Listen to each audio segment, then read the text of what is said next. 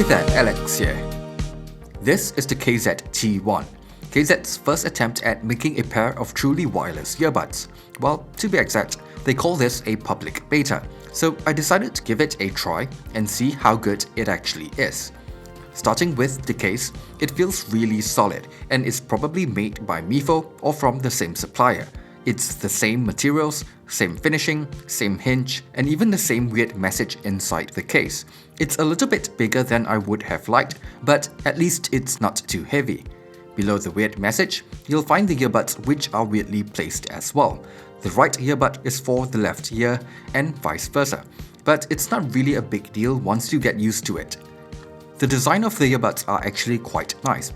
It's a simple and clean glossy plastic shell with a logo on the outside and a little LED light at the corner. There are no buttons on the earbuds because it supports touch controls. It's easy to use, and unlike earbuds with buttons, I don't have to shove them into my ears to press them, which is nice. In terms of fit and comfort, it's fairly comfortable and fits my ears quite nicely. They are pretty lightweight, so even while jogging, they stay in my ears securely. But I do have to mention that it doesn't seem to have any IP rating, so you have to be a bit more careful when handling them, especially after a workout. The most important thing for a pair of earbuds is of course sound quality, so let's talk about that. The short version is that it's better than you would expect for earbuds at this price range. The T1 comes with a dual driver setup consisting of a dynamic and a balanced armature driver in each earbud, which is pretty rare when it comes to truly wireless earbuds. The highs are bright and clear, and tracks with strong vocals or with guitars are especially enjoyable to listen to. This might not be everyone's cup of tea, but I personally enjoy the brighter highs. The lows are nicely represented as well without being too boomy. It's actually a bit more pronounced than on the ZSN Pro, which I do think makes it a bit more fun to listen to, especially if I'm using them while jogging. In terms of call quality, just pretend that there isn't a mic on these and move on. It's really not that good.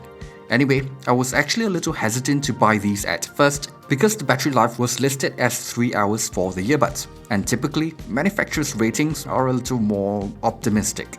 But after testing them, I was actually able to get around 4 hours of playback at around 80% volume on the LG V30, so that's a nice little surprise.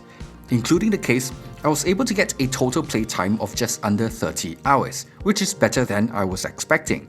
The only slightly disappointing thing here is the use of micro USB, but at this price, it's an acceptable trade-off. So just a few more things before I wrap this up.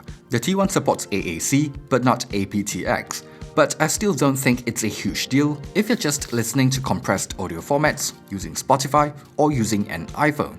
Connection has been pretty reliable for me when I'm at home, out for a jog, and even in more crowded places, so no complaints here. When it comes to watching videos, it's mostly fine since apps like YouTube will automatically sync up the audio and video. But for gaming, there is a noticeable lag, which is the same as every true wireless earbuds I've tested so far. Something that could be a little annoying is that volume control can be a bit irregular. There is a point where the volume seems to skip a couple of steps, so sometimes the volume can go from being a little too soft to a little too loud with just one click. Also, another minor nitpick that I have is the low quality voice prompts that they're using. Power on. TWS connected. Overall, there are a few shortcomings with these, and it's obvious that it's still a little rough around the edges, but considering the price I paid for it and the sound quality I'm getting, I think it looks really promising. Hopefully, we'll see an official release version soon.